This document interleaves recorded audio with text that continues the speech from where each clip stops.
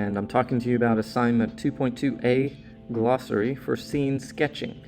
Now, previously, you made 3 hypotheses and 7 observations about your nutshell crime scene, and soon you will actually make your own rough sketch for your crime scene, and you'll do that individually. There'll be a finished sketch that one of you will do. So, the do now for today is, did you do better, worse, or the same as you intended in this class for this 6 weeks? So write your answer there, better, worse, or the same. You can pause the video, look on Skyward. Now the hook today is, I'm asking you the question, what is done to preserve and record a crime scene? Think for a second. What is done to preserve and record a crime scene? Because that's crucial. We don't want people tampering with evidence, making it look like something happened that didn't happen, or that something didn't happen that did. We want justice. So what is done to preserve and record a crime scene? If you said something like tape the scene off and keep people out of it, that would be something. Also taking photographs. So photographs of what was the entry and exit points, logical, that the perpetrator took. You would want to identify the items of evidence and collect and preserve them. But first, of course, is take those photographs of the evidence in their location. And so you'll identify that's happening with those nutshells.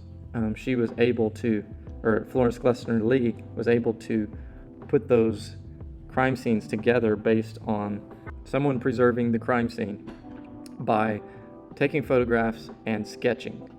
So right here, our learning intention, I am learning the elements of a crime scene sketch, such as measurements, compass directions, scale of proportion, legend key, and title, because it's crucial in preserving the crime scene.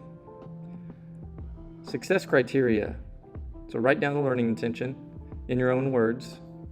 Now these bold words, you definitely need to write those down to keep those on your mind.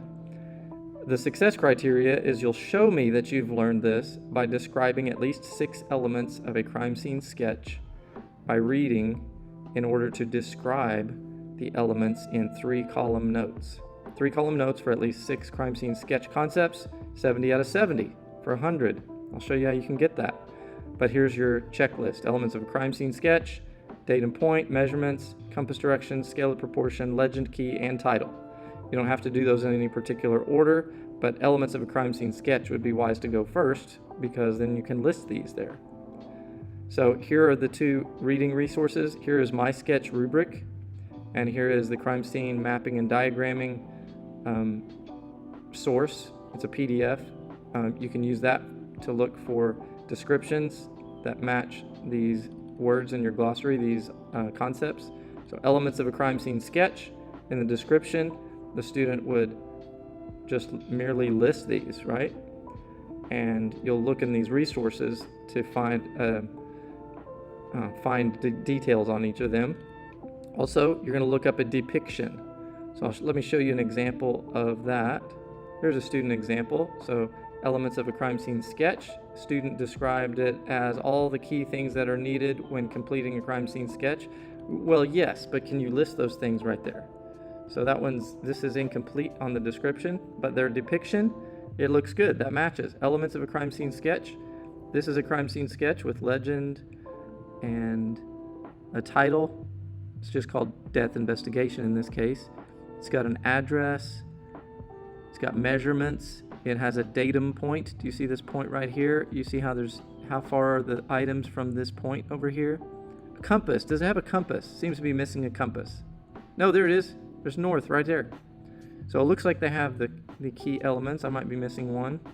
But this is how they put in this final column. They've depicted compass directions and so on. You can scroll down, or I'm scrolling down through to show they found something to depict what each of these concepts were. Their descriptions may have been somewhat incomplete. Here's an example of complete descriptions but missing on depictions. Very good descriptions. They were very selective with the information. They missed title, Can you describe title? And they miss measurements. They don't have measurements here. Now, if you want to look at another element of a crime scene sketch and put it in your glossary, then fine. You get credit for that row as long as you have the concept defined, described, and depicted. Depiction, you see the word picture in that word? So describe means like write words, description, and depiction means use pictures to show what that element is. When you finish your rows and you have a 70 out of 70, then turn it in and make it well money.